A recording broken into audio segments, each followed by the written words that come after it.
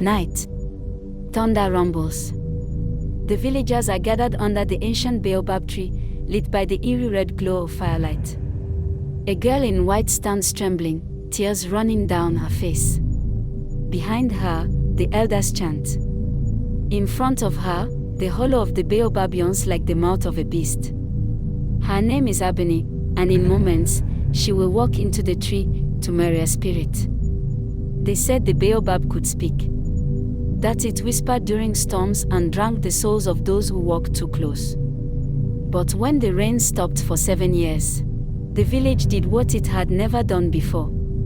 They offered it a bride. It began with the sun refusing to leave.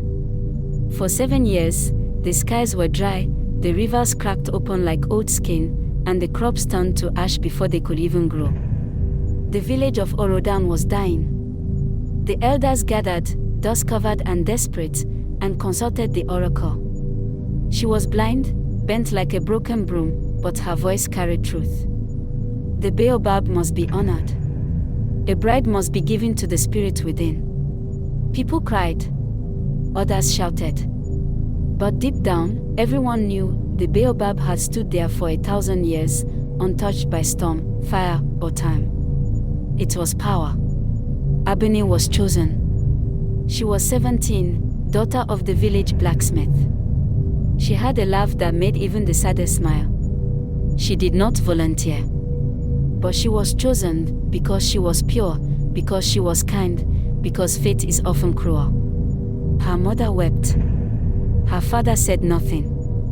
The night came. The village gathered. Abeni was dressed in white, her hair braided with cowrie shells, her wrist heavy with ancestral beads.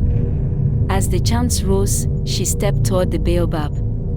But inside her, she wasn't just afraid, she was burning with questions. What kind of spirit lives in a tree? What does it want with a bride? What happens inside the hollow? She stepped in. And the world changed. Inside the baobab was not dark. It glowed from within, like stars trapped in bark. Abeni turned and gasped. He was standing there. A man. Tall. Bare-chested. Skin like midnight. Eyes like silver. And bound in golden chains from his shoulders to his feet. You should not have come. His voice was sorrow, wrapped in thunder. Abeni backed away. They said, I was to be your bride. To end the drought. He laughed, but there was no joy. The drought is not my doing. It is the curse they laid upon me. His name was Obololuwa, once a prince of Orodam from long before time could be measured. He loved a woman from another kingdom. But his father forbade it, for she was of the river tribe, seen as witches. Obololuwa defied him. The woman was killed. In rage, Obololuwa called upon her river spirit and brought flood, death, and war. For that, the gods cursed him. Trapped his soul in the Baobab tree for eternity. The village buried the story. Made him a spirit of rain to cover their shame. Every 7 years, a girl was offered, not as bride, but as jailer. Their presence renewed the curse. And none of the previous brides ever returned. Abeni whispered, so if I leave, the curse weakens. He nodded. But they'll never let you go. Abeni made a choice. She would not be their offering. Not a prisoner. Not again. Obololuwa touched her forehead. Gave her a mark of protection. Run. Before they sealed the tree. She fled the baobab. But outside, it was chaos. The moment she stepped out, the ground cracked. The air howled. And then, the other brides walked out. 8 of them. Pale, ghost-like, but walking. Their eyes glowed. They surrounded the elders. And one by one, the elders began to confess. We knew he was no spirit. We buried the truth. We chose innocent girls to hide our guilt. We lied to survive. The dead brides did not speak, but their presence was judgment. Just when it seemed it was over, the oracle stepped forward. She had no eyes, but she pointed at Abeni. You broke the chain. But one link remains. The villagers turned. Our father, the blacksmith.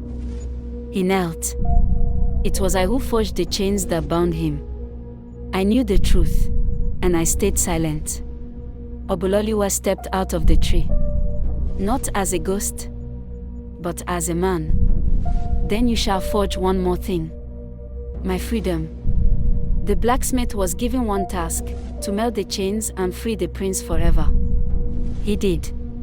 The sky turned grey. And for the first time in 7 years, it rained. Obololiwa did not stay. He walked into the rain, vanishing into the mist. Free at last. The baobab still stands, but now, no one dares to approach it. No brides. No chants. Abeni became a healer. A truth speaker. The village rebuilt. But her eyes were always distant, always searching the horizon. Some say, on the night of the first rain each year, she stands at the baobab. Waiting. Hoping. They offered her as a bride to a spirit. But she became the storm that broke their lies. In the end, the gods don't always punish. Sometimes, they wait for someone brave enough to change the story.